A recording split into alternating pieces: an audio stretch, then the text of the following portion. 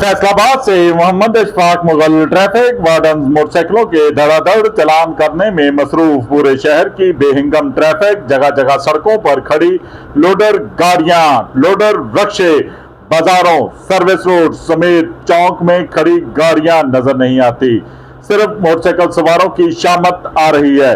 Helmet, side mirror, इशारे, कागजात, licence वगैरह क्या सिर्फ मोटरसाइकिल सवारों का ही चेक होगा? दुकानों, प्लाजों के आगे गैर कानूनी पार्किंग, स्टैंड, खड़ी गाड़ियां, सर्कुलर रोड, बाजारों, सर्विस रोड, सलीमी चौक, जड़ावाना रोड पर बड़ी छोटी गाड़ियां, जबकि अंदरूनी शहर जीटीएस चौक, स्टेशन चौक, झंग रोड, सरगोदा रोड वगैरह पर बस, फ्लाइंग कोच, वैगन अड्डे नजर नहीं आते। शामत सिर्फ मोटरसाइकिलों की। क्या शहर की तामीर और तरक्की, ट्रैफिक की रवानी में रुकावट सिर्फ मोटरसाइकिल है?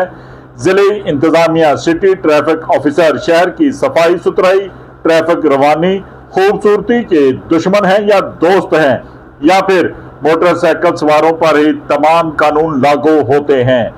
देखते रहिए GS न्यूज।